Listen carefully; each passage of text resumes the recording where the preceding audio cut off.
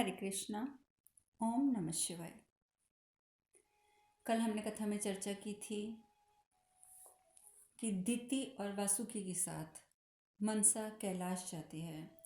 रास्ते में उसे कार्तिकेय जी के मंदिर दिखते हैं, गणेश जी के मंदिर दिखते हैं और इसके साथ साथ महादेव से भी उसकी वार्ता होती है, जो कि एक सन्यासी के रूप में वहाँ उपस्थित होते हैं।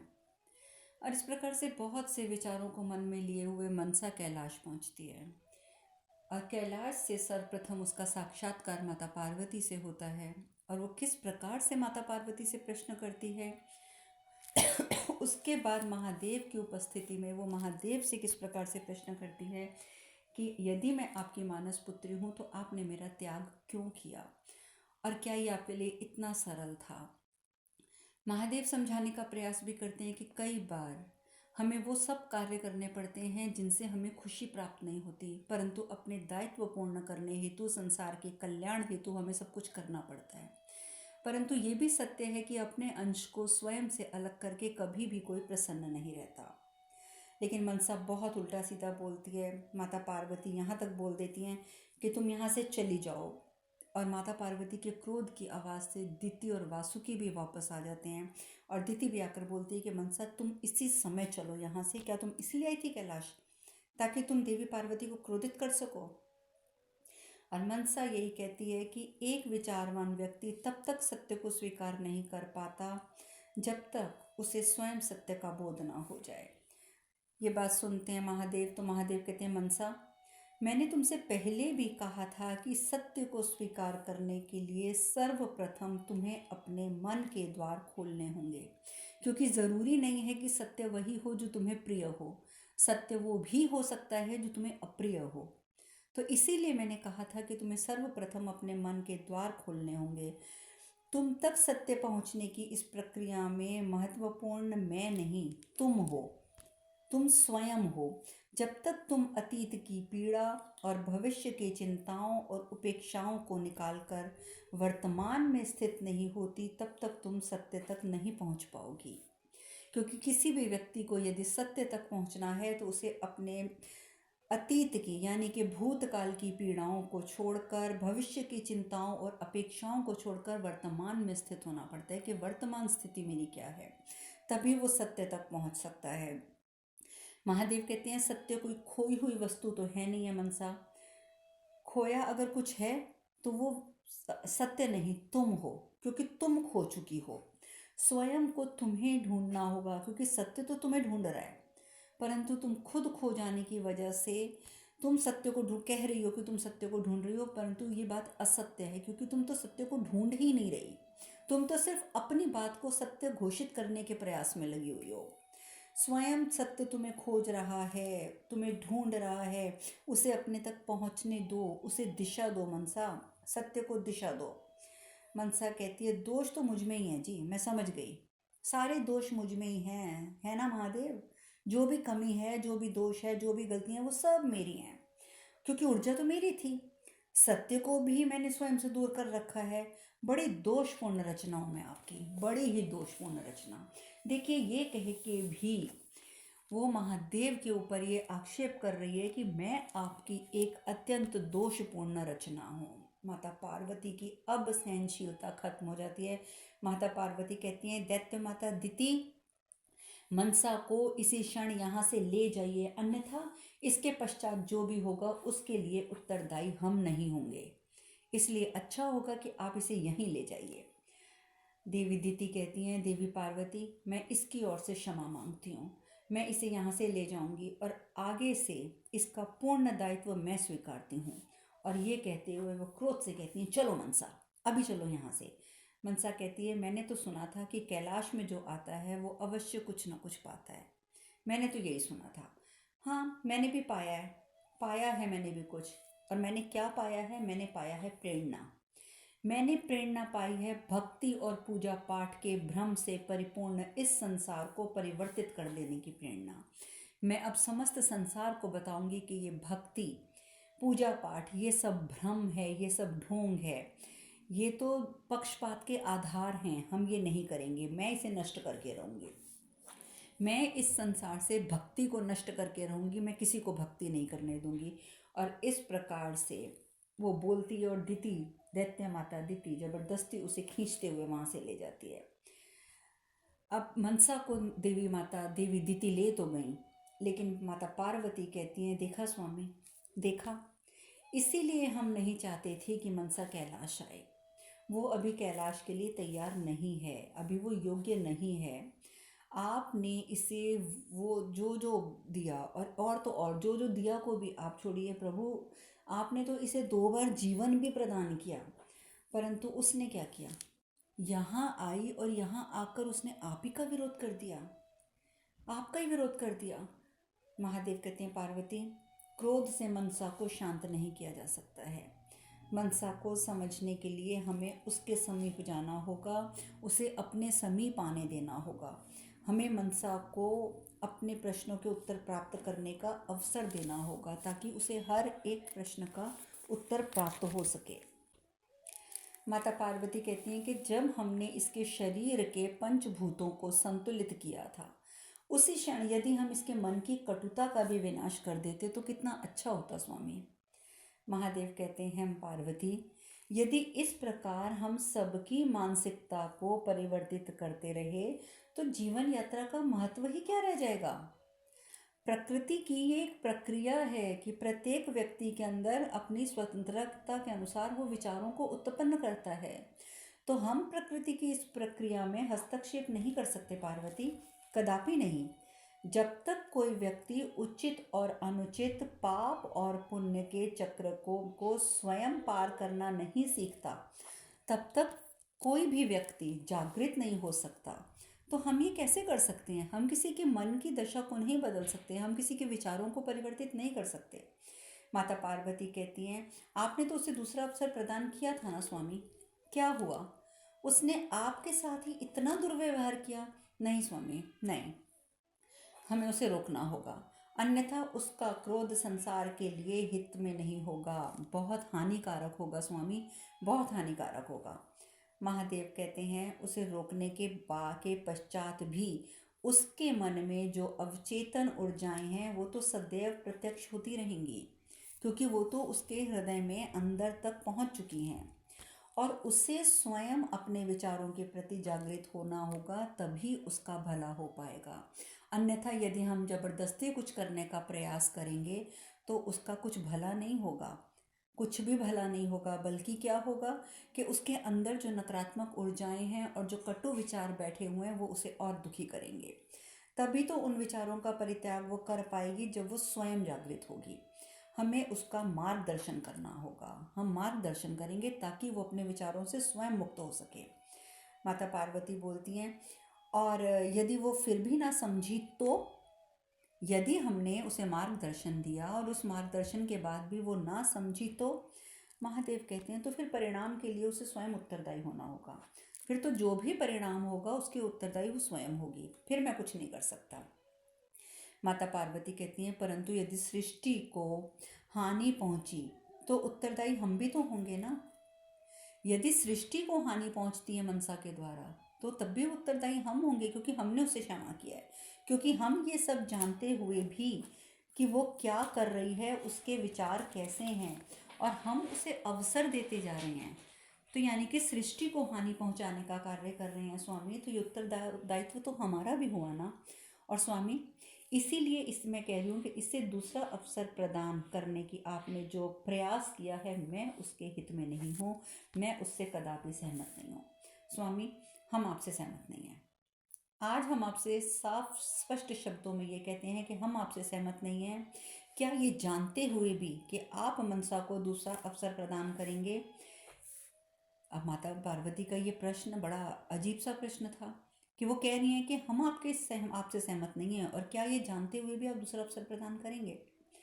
महादेव कहते हैं, पार्वती, मनसा के उद्धार के लिए जो भी आवश्यक है वो मैं अवश्य करूँगा।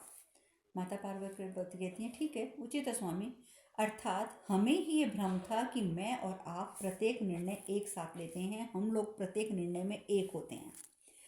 महादेव कहते हैं, मैं तो अब भी तुम्हारे साथ हूँ पार्वती, मैं तो अब भी तुम्हारे साथ हूँ, तुम मेरा साथ छोड़ रही हो।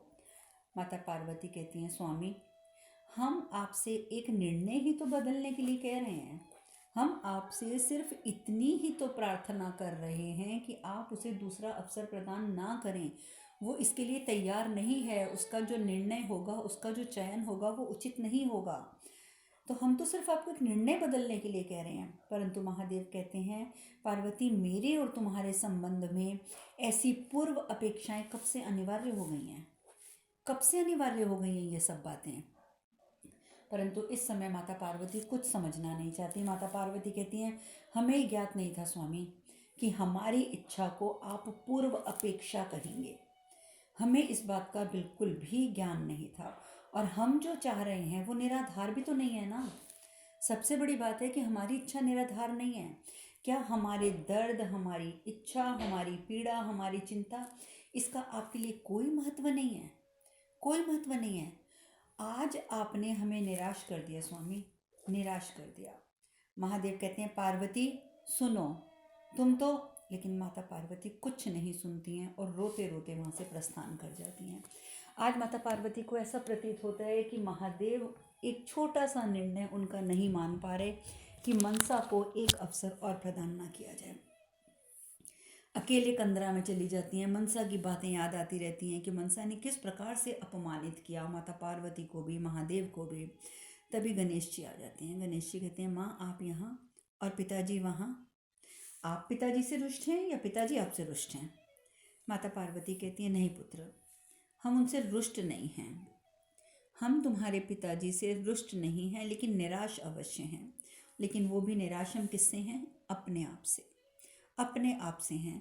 हमने स्वामी का साथ दिया था मनसा को स्थिर करने के लिए, हम इसलिए निराश हैं। हमें उनका साथ नहीं देना चाहिए था। यदि हम उस समय स्वामी का साथ नहीं देते तो आज ये स्थिति उत्पन्न ही ना होती, ना मनसा जीवित होती और ना मनसा के द्वारा इस प्रकार से स्वामी का अपमान होता। उसने स्वामी के साथ पुत्र जिस प्रकार का व्यवहार किया है उसके लिए उत्तरदायी तो हम भी हैं ना, क्योंकि उसकी ऊर्जाओं को शांत करके, नियंत्रित करके हमने ही उसे एक जीवन दान दे का एक अवसर प्रदान किया था। और अब हमें आत्मग्लानि भी हो रही है पुत्र कि हमने ऐसा क्यों किया। किंतु हम अपने निर्णय के लिए क्या करें, क्या करें? लेकिन हम इतना जानते हैं कि जो निर्णय हमने उस समय लिया था उसके लिए हम प्रायश्चित अवश्य करेंगे। हम मनसा से उत्पन्न होने वाली नकारात्मकता को नियंत्रित और संतुलित करने हेतु कुछ ना कुछ तो अवश्य करेंगे। ये बात तो हमारे मन में भी अब बैठ गई है कि हम कुछ ना कुछ तो अवश्य करेंगे। अब माता पार्वती इस विचार में है कि वो किस प्रकार से उसकी शरीर से निकलने वाली नकारात्मकता को संतुलित करने के लिए क्या करें। वहीं दूसरे और रास्ते में दिति और वासुकी जी जो होते हैं मनसा को समझाने का भरकस प्रयास करते हैं, परंतु उसे कुछ समझ नहीं आता, कुछ समझ नहीं आता। हर जगह पर जाकर वो गणेश जी और कार्तिकेय जी से स्पर्धा करती है कि जब गणेश जी पूज्य है, गणेश जी भी नहीं बोलती, वो तो कहती है जब गणेश पूज्य हैं, जब कार्तिकेय पूज्य हैं, तो मैं क्यों पूज्य नहीं हूँ, मैं पूजनीय क्यों नहीं हूँ, मैं भी पूजनीय बनना चाहती हूँ। परंतु उसके दिति जी जो हैं वो बहुत बहुत हर प्रकार से उदाहरण दे देकर उसे समझाने का प्रयास करती हैं, परंतु सब उसके दिमाग के जैसे ऊपर से निकलती हैं बातें, वो कुछ नहीं समझते। वही गणेश जी, माता पार्वती उनको नहीं मिलती तो वो फटाफट जाते हैं महादेव के पास, पिताजी माँ कैलाश पर नहीं है और मैं ये भी जानता हूँ कि ये सब कुछ मनसा के कारण हुआ है।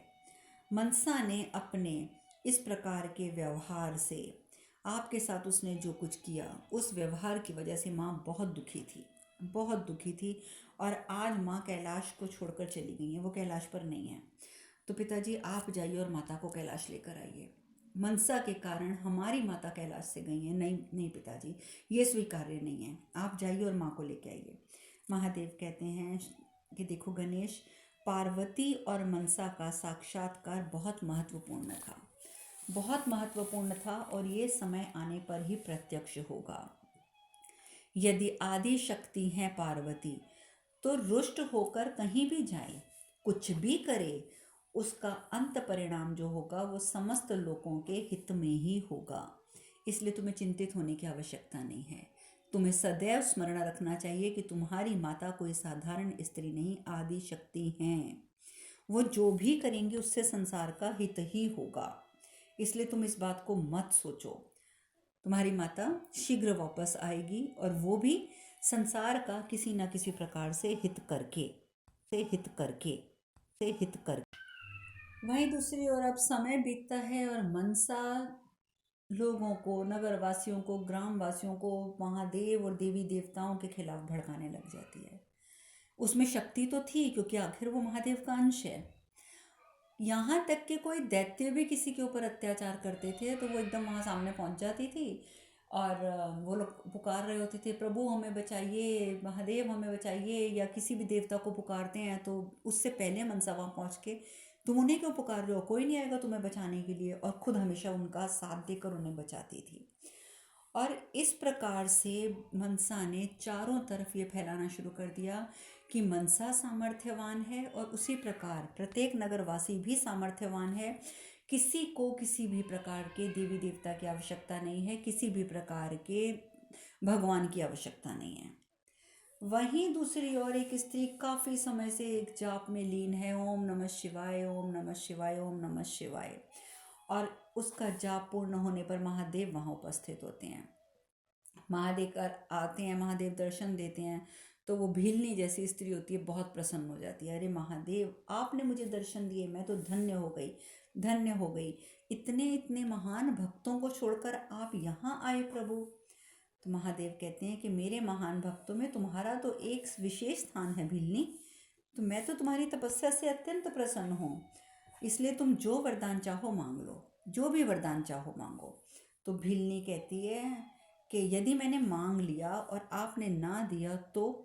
महादेव कहते हैं, भीलनी तुम्हें मुझ पर पूर्ण विश्वास होना चाहिए और मुझे भी तुम पर पूर्ण विश्वास है कि तुम ऐसा कुछ नहीं मांगोगी जो मुझे मना करना पड़े। अब भीलनी कौन होती है? माता पार्वती, जो भीलनी के रूप में महादेव के लिए फिर तपस्या कर रही हैं। एक तरफ से प्रायश्चित भी कर रही हैं, दूसरी ओर से वो महादेव की परीक्षा भी ले रही हैं। देखिए, माता पार्वती भी महादेव की परीक्षा ले रही हैं, ये जानते हुए भी कि महादेव के लिए तो कुछ भी छुपा हुआ नहीं है। महादेव तो सब कुछ जानते हैं, वो तो त्रिकालदर्शी हैं। और माता पार्वती इस समय ये सोचकर बैठी हैं कि वो महादेव की जो है वो परीक्षा ले लेंगी। भीलनी के रूप में मन ही मन सोचती हैं कि अरे, अपने भक्तों पर तो आपको इतना विश्वास है और आपने हमारी बात तो तब भी नहीं मानी, कभी भी नहीं मानी, चाहे वो उषा से संबंधित होती, चाहे वो मनसा से संबंधित थी। आपने हमारी बात तो नहीं मानी, और देखो ज़रा अपने भक्तों को कैसे कह रहे हो कि हमें तुम पर पूर्ण विश्वास है, तुम ऐसा गलत नहीं बोलोगी। खैर, माता पार्वती जो कि भीलनी के रूप में अपने विचारों पर अपना नियंत्रण करती हैं और कहती हैं, प्रभु मैंने सुना है कि आप अपने भक्तों से बहुत प्रेम करते हैं, तो मेरी इच्छा ये है कि मुझे आपकी सेवा का अवसर मिले। इसीलिए आप मुझे वरदान दीजिए कि जब तक मैं आपको जाने के लिए ना कहूँ तब तक आप मेरे साथ मेरे निवास पर रहेंगे और यहीं पर रहेंगे। अब वो मन ही मन सोचती है, साथ ही साथ माता पार्वती मन में ये भी सोचती हैं कि कभी भी महादेव इस प्रकार का निर्णय नहीं मानेंगे, क्योंकि वो जानते हैं कि हम कैलाश पर हैं, तो इसलिए वो यहाँ रहने के लिए कभी हाँ नहीं करेंगे। लेकिन ये क्या, महादेव तुरंत कह देते हैं तथास्तु। अब तो भीलनी के रूप में माता पार्वती सोच में पड़ जाती है कि ये क्या, महादेव ने एक क्षण के लिए ये भी नहीं सोचा कि पार्वती का क्या होगा, और इस भीलनी को तथास्तु कह दिया। वो नहीं समझ पाती कि महादेव सब कुछ जानते हैं। भीलनी के रूप में कहती, क्या क्या आपने तथास्तु कह दिया? क्या आपको मेरे साथ रहना स्वीकार्य है? सोच लीजिए, कहीं नहीं जा पाएंगे आप। महादेव कहते हैं, हाँ भीलनी, मुझे स्वीकार्य है, जब तक तुम चाहोगी तब तक मैं यहीं रहूँगा। अब तो भीलनी के रूप में माता पार्वती अंदर ही अंदर शुद्ध भी होती हैं, मन ही मन सोचती हैं कि यदि कैलाश पर अभी हम ये सब कहते हैं ना कि भीलनी की प्रार्थना स्वीकार मत कीजिए, तो आप एक क्षण में कह देते, नहीं, भक्त की उपेक्षा नहीं मैं कर सकता, और इस प्रकार से देखो जरा स्वामी को, पत्नी की उपेक्षा कर सकते हैं लेकिन भक्त की उपेक्षा नहीं कर सकते, और देखो कैसे भीलनी की बात स्वीकार कर ली। महादेव कहते हैं, थोड़ी देर तो महादेव वहाँ खड़े रहते हैं। अब माता पार्वती भी सोच में है कि ये हो क्या रहा है, उन्हें तो बिल्कुल उम्मीद नहीं थी कि महादेव ये बात मान जाएंगे। महादेव कुछ क्षण बैठे रहते हैं, फिर कहते हैं, मेरी क्षुधा शांत करो, माता पार्वती बोलती क्या? कहते हैं हाँ भिलनी, मेरी शुदा शांत करो, मुझे भूख लगी है, भोजन बनाओ, मुझे भूख चाहिए, भूख लगी है, भोजन चाहिए। अब माता पार्वती जो होती हैं यानी कि भीलनी अपनी कुटिया में जाती हैं, अपने वास्तविक स्वरूप में जाती हैं, और उस कुटिया में तो भोजन का कोई प्रबंध ही नहीं होता।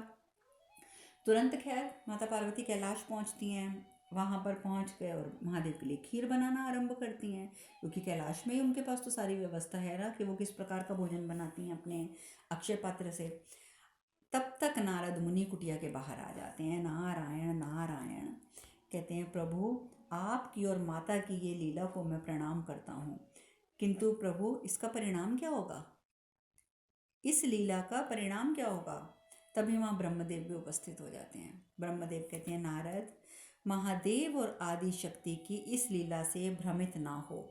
इस लीला का उद्देश्य व्यक्तिगत प्रत्यक्ष हो रहा है कि ये लोग अपने, जैसे देवी पार्वती अपने व्यक्तिगत उद्देश्य हेतु ये सब कुछ कर रही हैं, महादेव की परीक्षा ले रही हैं, किंतु इसका उद्देश्य बहुत बड़ा है नारद, जिससे समस्त लोग प्रभावित होंगे और केंद्र होगी मनसा।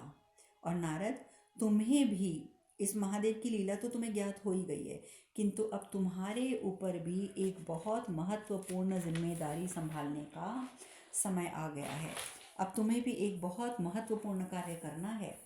नारद मुनि कहते हैं मैं तो सदैव तत्पर रहता हूँ पिताजी, और इस लीला में सम्मिलित होना ये तो मेरा सौभाग्य होगा। नारायण नारायण।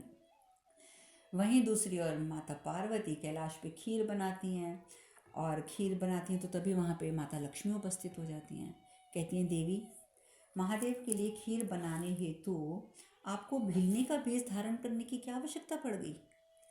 आपने भिलनी का भेष धारण क्यों किया? माता पार्वती कहती हैं ताकि हम ये प्रमाणित कर सकें कि स्वामी सदैव अपने भक्तों को ही महत्व देते हैं, हमसे भी अधिक महत्व देते हैं वो भक्तों को। माता लक्ष्मी कहती हैं तो आपको क्या लगता है कि महादेव आपकी वास्तविकता ज्ञात नहीं होगी? क्या महादेव जानते नहीं है कि भिलनी के रूप में आप हैं? माता पार्वती कहती हैं नहीं, इस बार उन्हें ज्ञात नहीं होगी। क्यों? क्योंकि इस बार हमने मायावी शक्ति का प्रयोग किया है। इस बार स्वामी भी हमें नहीं पहचान पाएंगे। यहाँ पे माता पार्वती बहुत बड़ी भूल कर रही हैं कि उनकी मायावी शक्ति को महादेव नहीं पहचानते, जबकि महादेव तो सब कुछ जानते हैं। खैर, परंतु उन्हें यही है कि मुझे नहीं पहचान रहे हैं, वो तो एक भिलनी को आशीर्वाद दे रहे हैं। माता लक्ष्मी कहती हैं प्रकृति ने माया का उपयोग किया है, अब देखना ये है कि इसके प्रति निर्लिप्त और निर्विकार पुरुष की प्रतिक्रिया क्या होगी। अब माता पार्वती को तो समझ ही नहीं आ रहा, बिल्कुल समझ नहीं आ रहा कि वो स्वयं महादेव की परीक्षा ले रही हैं या महादेव उनकी परीक्षा ले रहे हैं। उन्हें तो यही ज्ञात नहीं है। महादेव तो जानते हैं कि भिलनी जो है वो पार्वती है, लेकिन माता पार्वती इस समय सोच रही हैं कि वो परीक्षा ले रही हैं महादेव की। खैर, भिलनी खीर लेकर उपस्थित होती है, खीर खाती हैं तो कहती हैं कि व्यंजन आपको जिसकी आपको सुगंध आ रही है, परंतु वो परोसने से पूर्ण हम आपके चरण प्रक्षालन करना चाहते हैं। और साथ ही साथ मनी मन में सोचती हैं कि महादेव किसी पराई स्त्री को अपने चरणों को हाथ तो लगाने नहीं देंगे, तो इसलिए वो सोचती हैं कि वो मना कर देंगे। लेकिन ये क्या, महादेव तुरंत कह देते हैं अवश्य अवश्य। और अब माता पार्वती यानी कि भिलनी हैरान, कहती है स्वामी को हो क्या गया, ये कर क्या रहे हैं? इन्हें अपनी मर्यादा का भी ध्यान नहीं है, मर्यादा का भी ध्यान नहीं है, और ये मुझसे चरण प्रक्षालन करवा रहे हैं। खैर, महादेव बैठ जाते हैं। माता पार्वती यानी भीलनी उनके हाथ धुलाती हैं, फिर अपने हाथों से उनके पैर धोती हैं, फिर उनको खीर परोसती हैं, खीर खाते हैं तो बस इतनी प्रशंसा करते हैं खीर की, ऐसी खीर तो समस्त ब्रह्मांड में कोई नहीं बना सकता, अद्भुत अद्भुत खीर है, अद्भुत। भीलनी के रूप में माता पार्वती अत्यंत क्रोधित, विचलित। भीलनी कहती है आपने ये कैसे कह दिया कि ये खीर संसार की सबसे स्वादिष्ट खीर है? महादेव कहते हैं परंतु भीलनी, तुम्हें तो प्रसन्न होना चाहिए, तुम्हें तो प्रसन्न होना चाहिए कि तुम्हारे द्वारा अर्पित खीर मुझे कितनी अच्छी लगी, मैं तो उसकी कितनी प्रशंसा कर रहा हूँ, उसे मैं अद्भुत कह रहा हूँ। भीलनी कहती हैं आपके लिए ये बात कहना मुझे लग रहा है कि सिर्फ इतना ही है कि आप हमें प्रसन्न करना चाहते हैं, तभी आप ये कह रही हैं कि खीर बहुत स्वादिष्ट है। महादेव कहते हैं नहीं भीलनी, नहीं, इससे अच्छी खीर तो ब्रह्मांड में कोई बना ही नहीं सकता, अप्रतिम है ये, अप्रतिम। अब माता पार्वती बड़ी क्रोधित हो जाती हैं कि स्वामी ये कैसे कह सकते हैं कि खीर अप्रतिम है? हमारी खीर से भी उत्तम खीर उन्हें ये लग रही है। अब उन्हें क्रोध आता है। अब वो कहती हैं अब तो मेरे पास एक ही तरीका रह गया है, आखिरी परीक्षा है ये महादेव की, अब मैं इनकी ये परीक्षा लूँगी, अब मुझे पता चल जाएगा कि ये चाहते क्या हैं। अब भीलनी कहती है कि अगर आपको मेरी खीर भी इतनी पसंद आई है और आप सदैव यहाँ रहने के लिए भी तैयार हैं, तो ऐसा करें कि आप मुझसे विवाह कर लें। आप विवाह करेंगे मुझसे? तो अब तो वो सोचती हैं कि अब तो महादेव मना करेंगे ही करेंगे कि विवाह मैं नहीं करूँगा, लेकिन ये क्या, महादेव कहते हैं अवश्य भीलनी, अवश्य। अब माता पार्वती परेशान, ये हो क्या रहा है, कहीं ये हमें पहचानते तो नहीं। पर फिर कहती हैं नहीं नहीं, हमने तो माया का प्रयोग किया है, वो हमें कैसे पहचान सकते हैं। अब वो कहती हैं कि फिर ये ठीक है, आप एक काम कीजिए, हमें सबसे पहले वचन दीजिए, आप हमें वचन दीजिए कि हम आपको जो भी वचन लेने के लिए कहेंगे, जो भी हम नियम बनाएंगे, जो भी मर्यादा होगी, वो सब आपको पालन करनी होगी, क्योंकि हम इतना जानते हैं कि संबंधों में वचन, नियम, मर्यादा, इन सब के पालन करने की अति आवश्यकता होती है। तो आपके ये नियम पालन, आपको हमारे नियमों का पालन करना होगा। महादेव कहते हैं वचन, नियम, मर्यादा, ये शब्द किसी भीलनी के प्रतीक तो नहीं होते। क्यों मुझे ऐसा लग रहा है कि ये शब्द जो हैं ये तो दक्ष प्रजापति की पुत्री सती के हैं। दक्ष प्रजापति ने नियम बनाए थे, जीवन निर्वाह करने का ऐसा कौन सा अंश था जो उनके नियमों के अधीन नहीं था। तो नियम तो उन्होंने बनाए थे और बहुत सारे नियम बनाए थे, किंतु परिणाम क्या हुआ था ये तो तुम्हें भी अवश्य ज्ञात होगा भीलनी, के परिणाम क्या था। क्योंकि मैं इतना जानता हूँ कि यदि तुम किसी से प्रेम करती हो तो उससे उसकी स्वतंत्रता को कभी मत छीनो। तुम उसकी स्वतंत्रता छीन भी कैसे सकती हो जिसे प्रेम करती हो। प्रेम का पर्याय है विश्वास, और यदि तुम व्यक्ति पर विश्वास करती हो तो तुम्हें उसकी स्वतंत्र इच्छा पर भी विश्वास करना होगा। तुमने आराध्य लेकिन तुमने तो आराध्य प्रेम के नाम पर, भक्ति के नाम पर वो सब कुछ किया जो प्रेम नहीं है, अपितु जो प्रेम के विरुद्ध है, विपरीत है। वर्चस्व, पूर्ण अधिकार, नियमबद्धता, ये लक्षण प्रेम के नहीं होते हैं भीलनी, ये लक्षण प्रेम के नहीं होते हैं, अपितु ये प्रेम के अभाव के होते हैं। क्योंकि प्रेम की उचित जागरूकता ना होने का कारण जो होता है वो होता है नियमबद्धता, किसी की स्वतंत्रता का हनन। क्योंकि जहाँ प्रेम होता है वहाँ तो कुछ और आवश्यक होता ही नहीं है। प्रेम अर्थात प्रेम, प्रेम से ऊपर कुछ नहीं। भीलनी कहती है ये सब कहने में बहुत सरल है महादेव, कहने में बहुत सरल है, किंतु आपने मेरे दृष्टिकोण से देखा ही नहीं है। आप मुझसे बार बार पूछ रहे हैं क्या मुझे अपने निर्णय पर विश्वास है, कहीं कोई मुझे अपने निर्णय पर संदेह तो नहीं है। ये सुन कर मुझे तो महादेव ऐसा लगने लग गया है कि संदेह तो है किंतु मुझे नहीं, आपको। मेरे निर्णय पर संदेह तो है किंतु मुझे नहीं, आपको। तभी तो आपको जब मैंने जो भी मांगा उसके उत्तर ना देते हुए आप मुझे भ्रमित करने का प्रयास कर रहे हैं। मैं आपसे वचन मांग रही हूँ और आप वचन देने की प्रकार बजाय इस प्रकार की बातें कह रहे हैं। इसीलिए मैंने सोचा कि आरंभ में ही ये स्पष्ट कर लेना चाहिए कि मेरी क्या क्या इच्छाएं हैं और मैं आपसे क्या क्या अपेक्षाएं रखती हूँ, अन्यथा बाद में आपको भी परेशानी का सामना करना होगा और मुझे भी। महादेव कहते हैं उचित है, तुम्हारी यही इच्छा है तो यही सही देवी, मैं प्रतीक्षा कर रहा हूँ, बोलो। जैसे ही महादेव कहते हैं कि जो तुम्हारी इच्छा है तो यही सही देवी, तो अब फिर एक बार भीलनी अर्थात माता पार्वती को झटका लगता है। इन्होंने मुझे देवी क्यों कहा, क्या ये पहचानते हैं कि मैं कौन हूँ। परंतु फिर वो कहें तो क्या कहें, अब शांत हो जाती हैं, उनको समझ ही नहीं आता कि ये हो क्या रहा है। अब वो अपनी शर्तें और अपने नियमों के बारे में सोचने लग जाती हैं। हर एक बात के बारे में वो ये सोचती हैं कि जब तक नियमबद्धता नहीं होगी तो कल को ये अगर बदल गए तो फिर क्या होगा, तो इससे अच्छा तो मैं नियम अपने सारे इनको बता ही देती हूँ। अब मन ही मन में वो अपने नियम सोचने शुरू कर देती हैं कि हम इनसे क्या क्या नियमों का पालन करने के लिए इनसे वचन लें। अब वो कौन कौन से नियम मांगती हैं पालन करने के लिए, कहती हैं ये चर्चा हम करेंगे कल। आज हम कथा में यहीं विश्राम लेंगे। हरे कृष्ण कृष्ण कृष्ण हरे हरे, हरे राम राम राम हरे हरे। आप सब खुश रहें, सुखी रहें, स्वस्थ रहें। हरे कृष्णा। ओम नमः शिवाय। ओम नमः शिवाय। ओम नमः शिवाय। शिवाय शिवाय।